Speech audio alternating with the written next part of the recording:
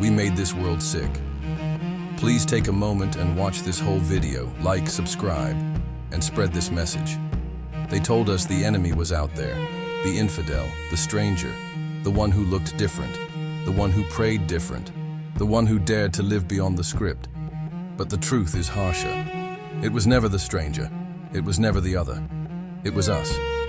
We are the sickness. We are the ones carving wounds into the earth and each other. What kind of world celebrates murder? What kind of soul applauds when a life is taken? Simply because they believed in the wrong God, wore the wrong clothes, spoke the wrong words. We are not beasts. We are not tribes of blood waiting to be spilled. We are supposed to be human, yet we feed on violence as if it were sacred wine. We lift up vengeance as if it were a crown. And we wonder why the world rots beneath our feet. We fracture ourselves into labels. Man, woman, believer, non-believer, black, white, east, west. We wear our identities like weapons, waiting for someone to strike so we can strike back. But listen, if you are walking through the fire of transformation, if you are becoming someone new, then understand, the world still sees the old shape, not out of hate, not out of cruelty, but because sight is slow to change.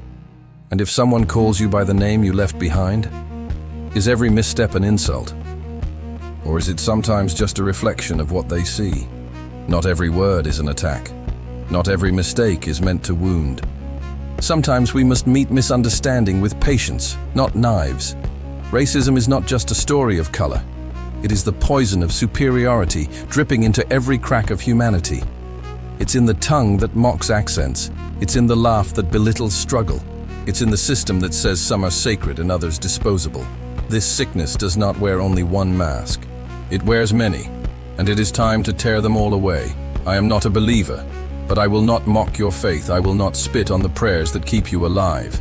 If you believe, believe with fire. If you don't, stand with courage. But what I cannot accept is the demand that belief must conquer disbelief, that faith must chain doubt, that gods must rule over conscience. Why do the faithful cry for respect, but deny it to those who walk another path? Why do we demand acceptance from others while refusing to give it back?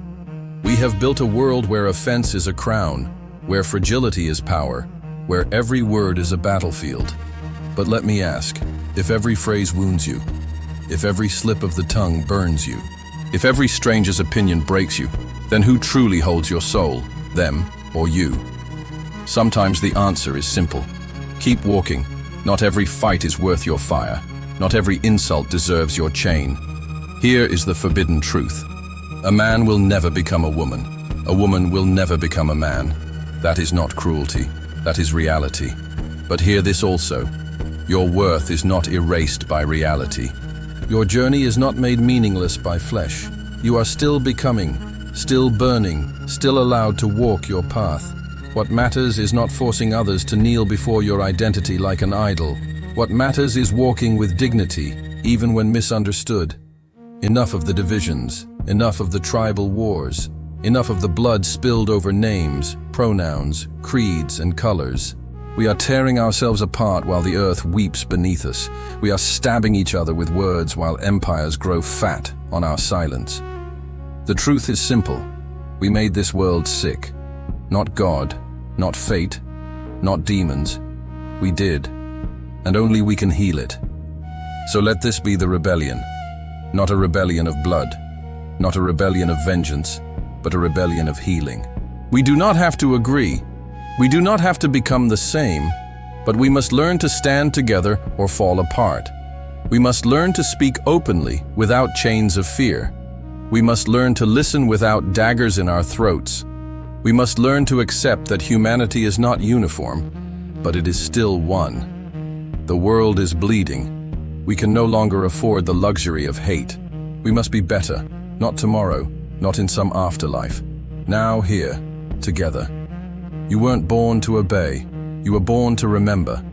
If these words resonate, share them. Speak them, live them. Because healing will not come from silence. It will come from us, all of us.